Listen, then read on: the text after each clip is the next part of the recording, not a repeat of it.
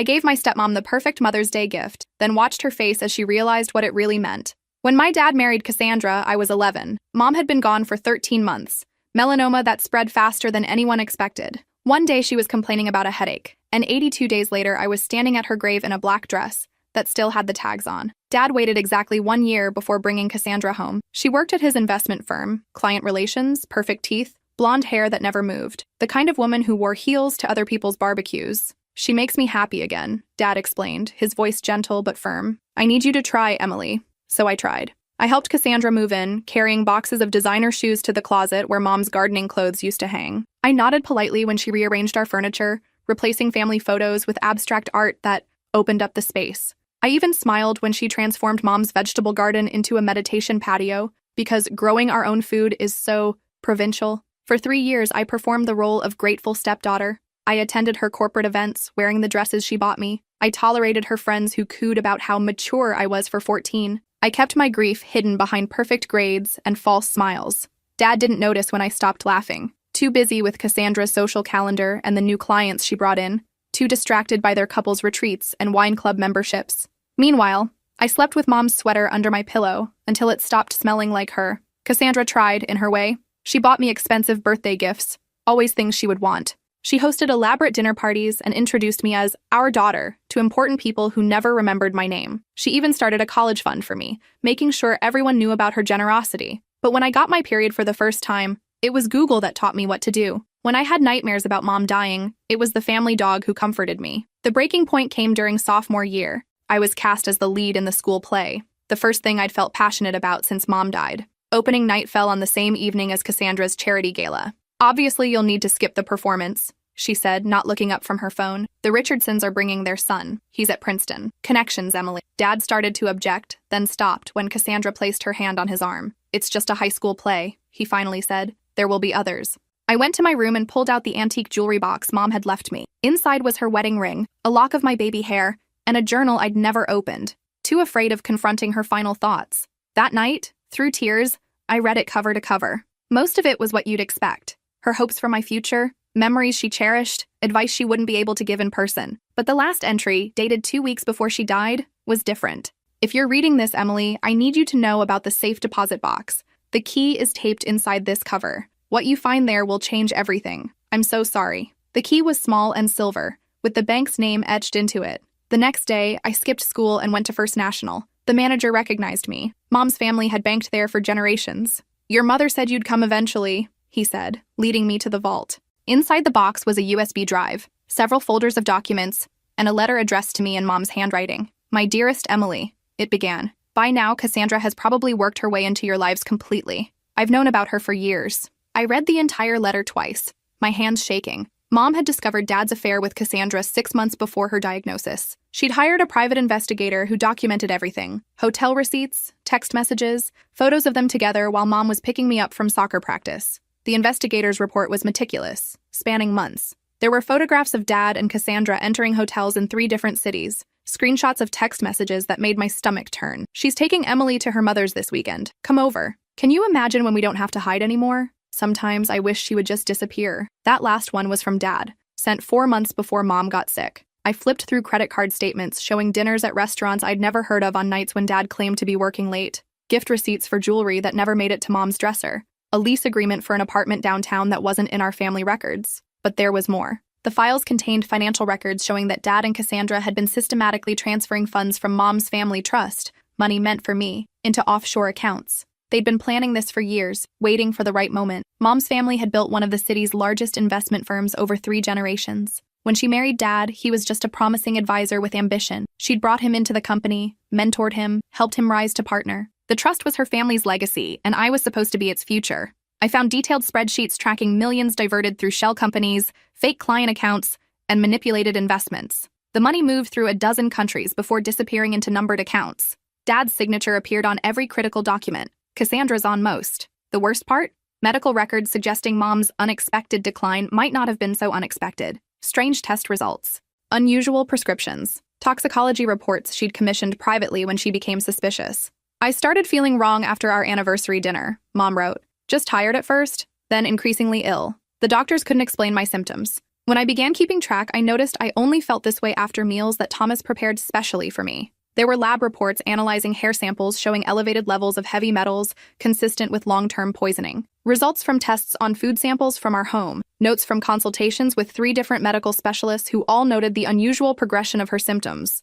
I can't prove anything, Mom wrote, and by the time you read this, it won't matter for me. But I couldn't leave you unprotected. The final page of her letter detailed her counterplan. A second, secret trust she'd established in my name. The house and business I thought Dad controlled. Technically mine when I turned 18. Mom had changed her will 2 weeks before she died. Working with lawyers Dad didn't know existed. I've made sure that what's rightfully yours remains yours, she wrote. The trustees will contact you on your 18th birthday automatically, but if you find this letter sooner, you can reach them using the information in the enclosed envelope. They're ready whenever you are. I sat in the bank's private room for hours, absorbing everything. When I finally emerged, I was different. The grief and confusion that had defined me for 3 years had crystallized into something harder, something focused. I didn't confront Dad immediately. I didn't run away or call the police. I did something more frightening. I became the perfect daughter. For the next 2 years, I performed flawlessly. I excelled in school, joined the clubs Cassandra suggested, attended every mind-numbing corporate function. I wore the right clothes, said the right things,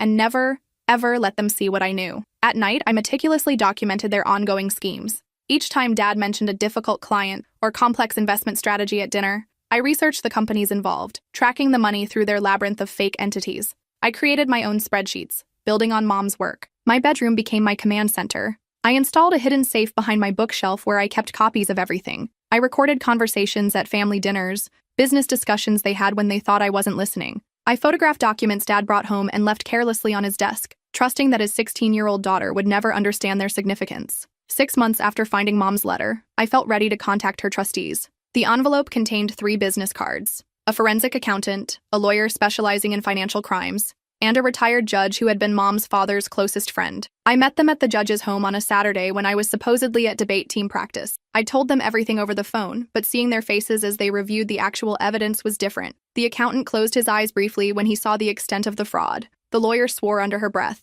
The judge looked at me with a mix of sadness and cold anger. "Your mother was one of the finest people I've ever known," he said.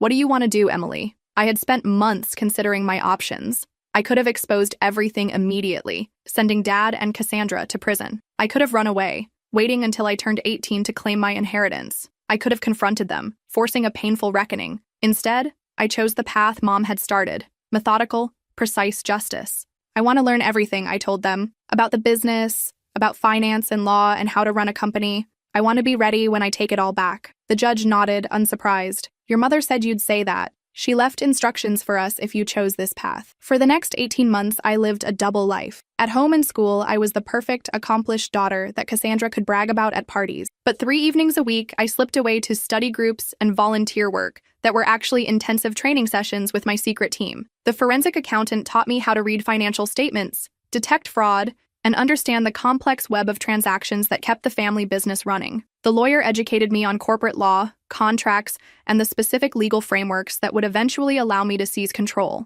The judge introduced me to his contacts in banking, investment, and regulatory bodies, people who had respected Mom and were disgusted by what had happened to her company. Meanwhile, I worked with Mom's lawyers, preparing everything: the trust, the evidence, the plan. I graduated high school at 16, a year early. Dad and Cassandra were thrilled, their prodigy heading to Yale early with a full scholarship. What they didn't know was that I'd also been taking business and finance courses online, learning everything about Dad's company, about the accounts they thought were hidden. "We're so proud of you," Dad said at my small graduation party. Just family and a few of their close friends. No one from my school. No one who really knew me. "You've exceeded all our expectations," Cassandra added, her arm around my shoulder for the photographer they'd hired. "Yale early admission. The board is already excited about your future with the firm." I smiled and thanked them, knowing that in less than 2 years, I would own that board. The summer before college, Cassandra announced she wanted to adopt me legally. "You're my daughter in every way that matters," she said, touching my cheek during a lunch at her favorite overpriced restaurant. "Let's make it official before you go to college."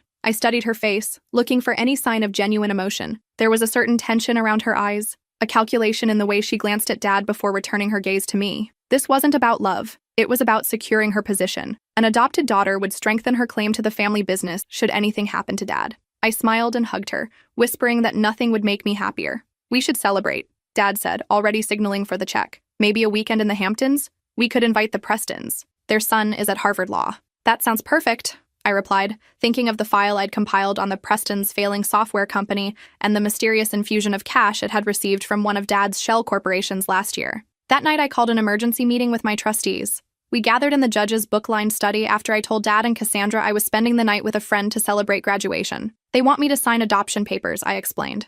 I need to know if that affects our plan. The lawyer spread documents across the mahogany table. Actually, this could work in our favor. The adoption process requires financial disclosures. We'll get an updated picture of their assets. And it changes nothing about your mother's trust. That's ironclad. How close are we? I asked. The accountant adjusted his glasses. We've documented 67% of the missing funds, traced them through 4 countries to accounts we can identify. It's more than enough for criminal charges. And the evidence about your mother's illness? The judge asked gently. This was the hardest part for me. The possibility that Dad had not just betrayed Mom, but actively poisoned her. The medical experts we'd consulted couldn't definitively prove murder, but the pattern was suspicious enough for an investigation. We keep that separate for now, I decided. One battle at a time. As I prepared to leave, the judge handed me a small wrapped package. Your mother left this with specific instructions to be given to you when you were ready to move forward. Inside was a vintage Montblanc pen that had belonged to my grandfather. She used this to sign her first major acquisition, the judge explained. Said she wanted you to have it when you were ready to take back what's yours. I carried that pen with me everywhere after that night. A talisman, a promise. 2 weeks later, Mother's Day arrived. Cassandra had always made a big production of it.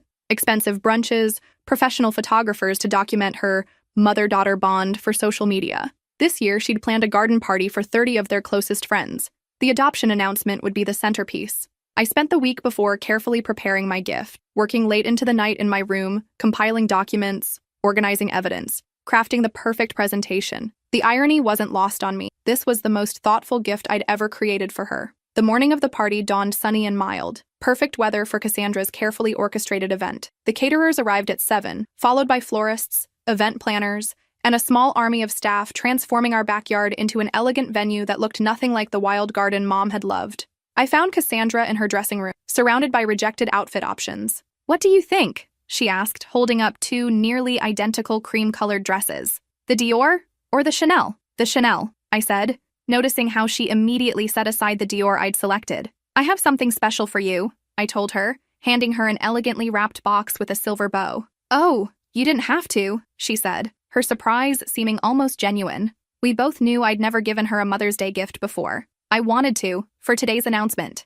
She set the box aside. I'll open it later during the party. More special that way. I'd rather you open it now, I insisted. It's personal. Something in my tone made her pause. She studied my face, then reached for the box. Inside was a custom-bound book. On the cover, embossed in gold, A Daughter's Gratitude. Oh, Emily, she breathed, clearly expecting a collection of sentimental photos and tributes. Her hands trembled slightly as she opened it. The first page showed a picture of Mom, smiling from before she got sick. What is this? She asked, her voice tight. Keep going, I said gently. It gets better. Page by page, the book told the story Mom had left me. Hotel receipts, bank statements, medical reports, each carefully annotated in my neat handwriting. I watched her face transform as she turned each page, confusion giving way to shock, then anger, then fear. By the time she reached the section on the diverted trust funds, her makeup had started to run from the sweat beading on her forehead. This is absurd, she whispered, but kept turning pages, unable to stop. In the final section, details of the restructured trust,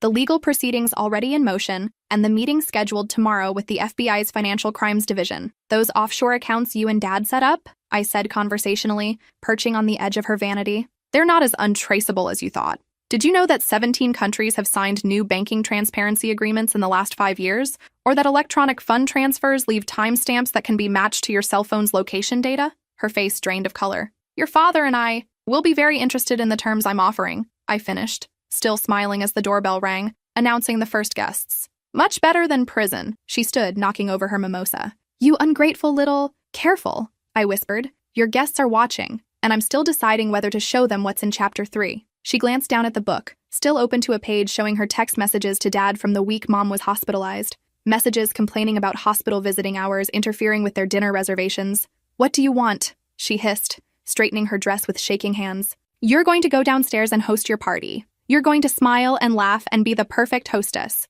And tomorrow morning at 9, you and Dad will meet me at Judge Henderson's office to discuss terms for your continued freedom. Her eyes darted around the room, perhaps looking for a way out, finding none. This is blackmail. No, I corrected her. This is justice.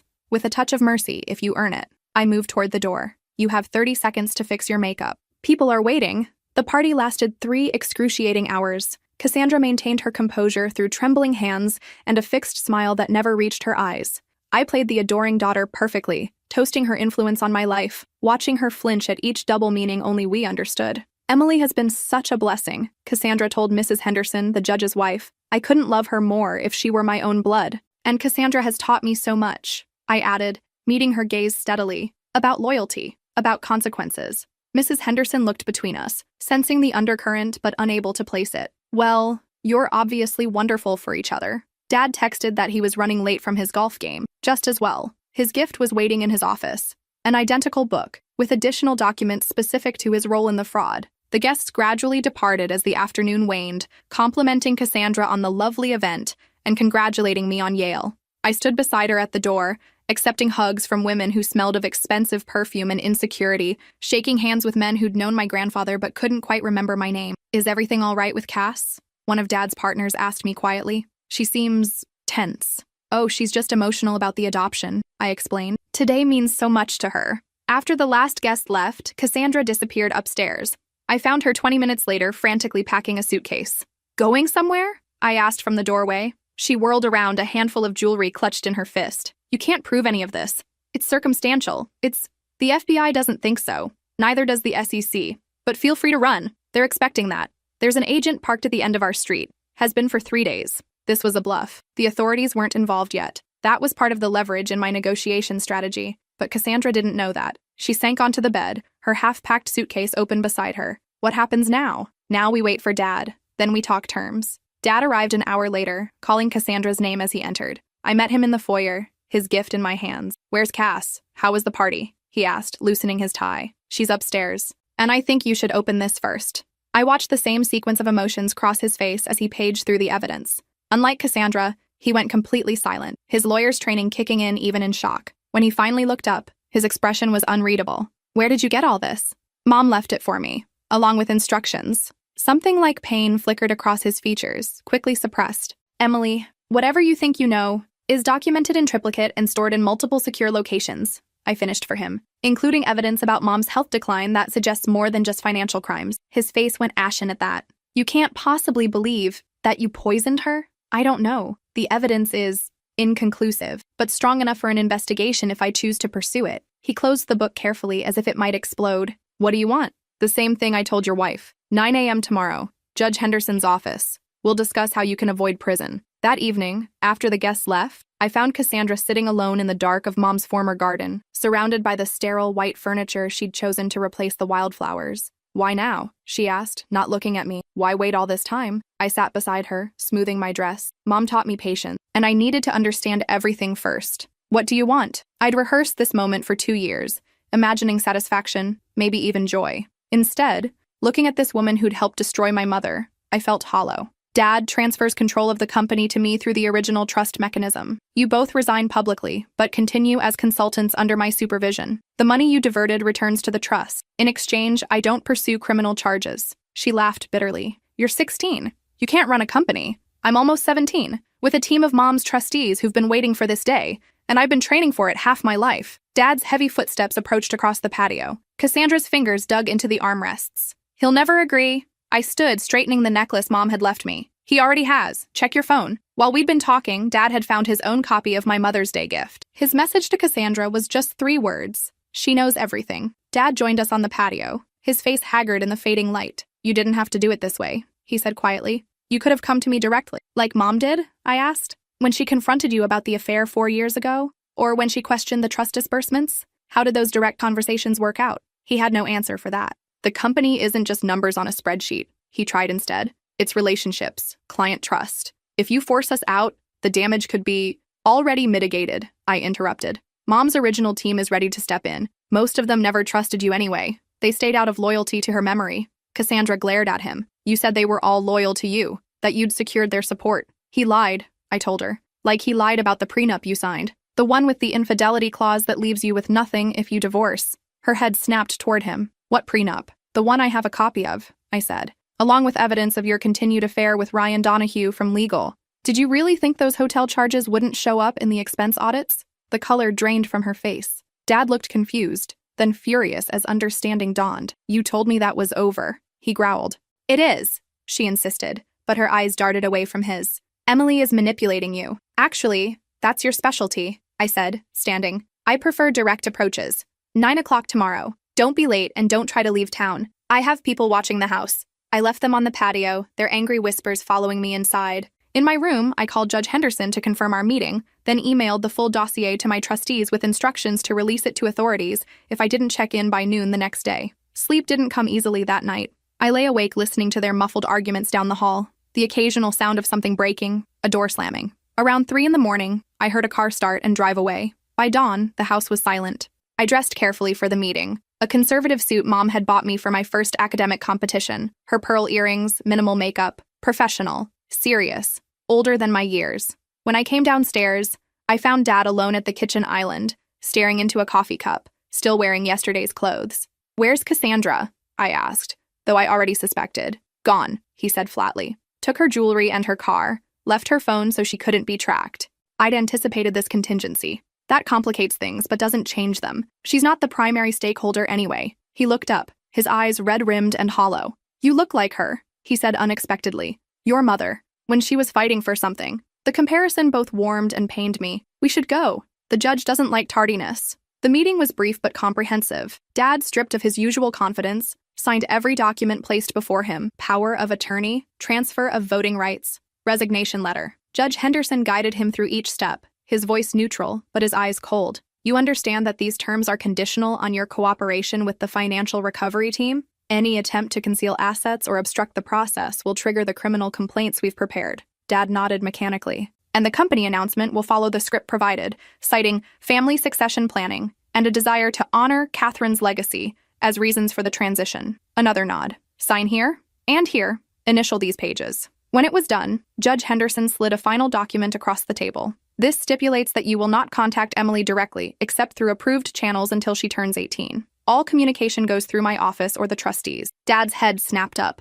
What? That's my daughter. You can't... Sign it, I said quietly, or I release the medical evidence. His hand shook as he signed the paper. When he set down the pen, Mom's Mont Blanc that I'd brought specifically for this purpose, his shoulders slumped with a finality that made him look suddenly old. Can I at least explain? He asked, his voice barely audible. I've read all your explanations, I replied. In your emails to Cassandra, in the memos justifying the transfers, in the statement you prepared for the board last year, evaluating me as a potential future figurehead with limited actual authority. I think I understand perfectly. Judge Henderson ended the meeting, informing Dad that a car was waiting to take him to a hotel. He would be permitted to return to the house next week to collect personal belongings under supervision. As Dad stood to leave, he paused beside my chair. Your mother would be proud, he said, and I couldn't tell if he meant it as a compliment or an accusation. I know, I answered simply. 2 months later, I sat at the head of the conference table in what had been Dad's office. The company transition had been announced as a family succession plan, celebrated with press releases about the youngest female CEO in the industry.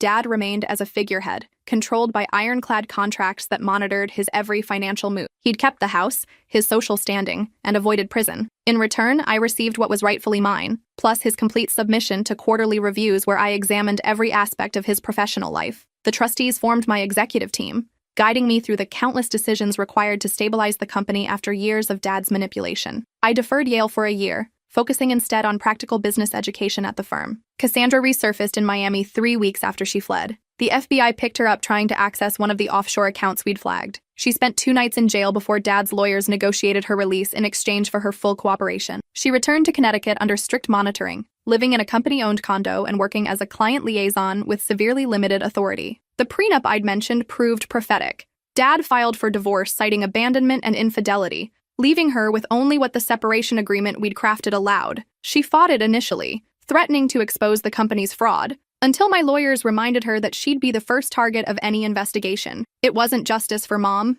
nothing could be, but it was the beginning of something she'd wanted for me: control of my own future, protection of the legacy she'd built, accountability for those who had betrayed her. The search for definitive proof about Mom's illness continued quietly. I hired specialists to re-examine tissue samples the hospital had preserved, ordered new tests on items from her vanity that I'd kept untouched, interviewed medical staff who had treated her. The results remained frustratingly inconclusive. suspicious patterns, but no smoking gun. Dad maintained his innocence on that front, even in private meetings with his attorneys where he admitted to everything else. The cancer was real, he insisted. I never touched her medication, never altered her food. I wanted her gone, yes.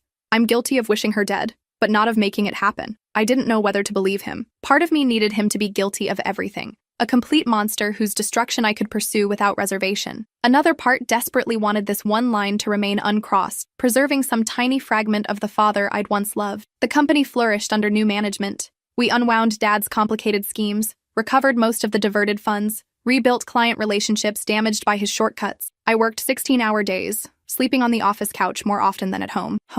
The house no longer felt like one. I sold it 6 months after taking control, moving into a downtown apartment within walking distance of the office. Dad relocated to a smaller house in the suburbs, stripped of his country club memberships and most of his social circle, when the carefully worded but transparent company statement made it clear he'd been forced out. Last week, I visited Mom's grave for the first time since reading her letter. I did what you asked, I told her, placing wildflowers against the stone. The company is safe. Your legacy is protected. I wish you could see it. As I turned to leave, I noticed a familiar figure watching from a distance, Cassandra, clutching a small bouquet of her own. Our eyes met across the cemetery. She didn't approach but nodded once before walking away. Some lessons take years to teach. Some gifts keep giving long after they're open. Every Mother's Day since then, I send Cassandra the same thing, a single photograph of Mom, smiling in her garden, with a note that reads, "Thinking of you today." She never responds, but I know she understands. It's the only language we have left. And it says everything that matters.